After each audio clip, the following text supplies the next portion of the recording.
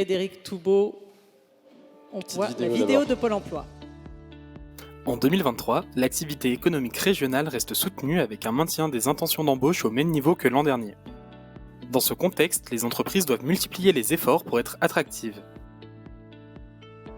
Le challenge est donc de s'ouvrir à la diversité des profils. Nos conseillers accompagnent les recruteurs pour trouver les bons profils et recruter autrement. Différentes pistes sont à explorer hors des sentiers classiques pour dénicher ces futurs talents. Et lorsque profils recherchés et candidats ne correspondent pas, la formation est un levier efficace pour lever les freins. Que ce soit pour les employeurs ou les demandeurs d'emploi qui en ont le plus besoin, nos 5000 conseillers s'engagent au quotidien. Frédéric Toubeau, le Pôle emploi, on l'a dit en début de soirée, co-organisateur de cette magnifique soirée. Quelle valeur a pour vous ce trophée du recrutement en entreprise ?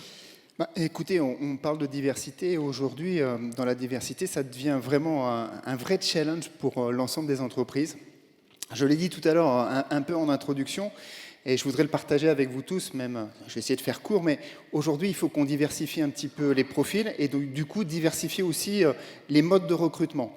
Et alors il en existe beaucoup, mais je vais en citer quelques-uns d'actions qui sont menées au niveau de Pôle emploi. Alors le premier, ça a été évoqué tout à l'heure par FAS, mais on croit beaucoup au sport. On fait beaucoup de recrutement aujourd'hui dans les entreprises, alors qui s'appelle du stade vers l'emploi, où on met ensemble des recruteurs et des demandeurs d'emploi, et puis on découvre des personnes dans un contexte différent, des entretiens dans un contexte différent aussi, et ça porte ses fruits parce qu'on transforme ces rencontres en 60% de recrutement. Ça, c'est le premier point. Deuxième point, c'est qu'il faut qu'on aille aussi chercher, aller vers, on parle souvent du aller vers. On avait, un forum qui était ici à la préfecture, mais on a eu des opérations dans le cadre du plan d'investissement dans les compétences qui a été financé par l'État.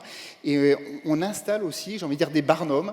Et alors des barnums dans les quartiers prioritaires de la ville qui s'appellent les places de l'emploi et de la formation. Et ça, c'est des moyens aussi d'aller toucher des publics que l'on ne voit pas obligatoirement quand on fait des forums classiques.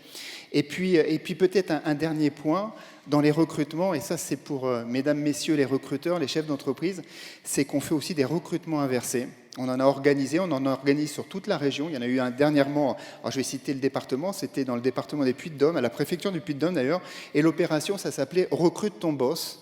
C'est simple, c'était des recrutements inversés, c'est-à-dire que ce ne sont plus les demandeurs d'emploi qui font la queue, mais ce sont des entreprises qui viennent vendre leur entreprise, vendre les conditions de travail, vendre la manière dont ils sont organisés pour que des personnes postulent dans leur entreprise. Voilà un petit peu, ça aussi, ça fait partie de la diversité. Des bonnes idées pour le recrutement. Merci Frédéric Toubeau. Je vous laisse ouvrir l'enveloppe et nous dire quel est le lauréat de ce trophée recrutement en entreprise.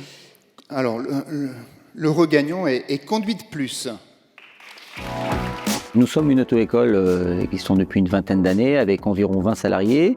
Depuis 2 ou 3 ans, ça devient très très compliqué, même impossible de recruter du personnel. Donc on a dû créer un centre de formation d'enseignants de la conduite. On essaye d'avoir tout âge. On a un jeune qui a 21 ans et on a une personne l'année dernière en formation qui avait 62 ans. Donc c'est vrai que pour nous, c'est pas une problématique.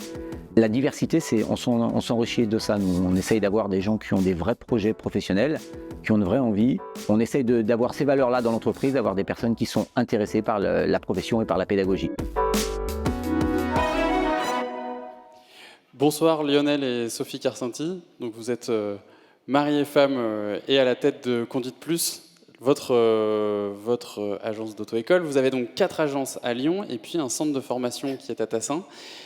Concrètement, comment se déroule un recrutement chez vous et puis surtout, pourquoi vous avez monté un centre de formation dans le cadre de vos activités ? Bonsoir. Nous avons commencé en étant tout petits, on a grossi, on a eu 5 agences. Et il y a 3 ans, on a eu un problème. On avait des élèves, on n'avait plus de personnel, on n'arrivait plus à recruter. Donc on a dû fermer une agence avec plein de monde. Donc on a recasé nos élèves dans les autres agences et on s'est dit de ce problème-là, comment faire une solution. Donc on a essayé d'associer des compétences et on a créé un centre de formation de moniteurs. Ça fait 2 ans maintenant, ça a été très compliqué. Je tiens vivement à remercier Pôle emploi qui nous a soutenus, l'agence du 9e et particulièrement Madame Renaud qui nous a vraiment aidés.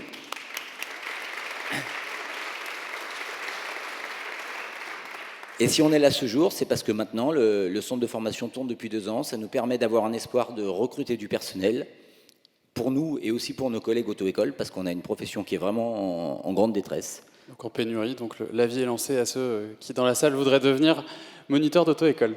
Je vous laisse recevoir votre trophée des mains de Frédéric Toubeau.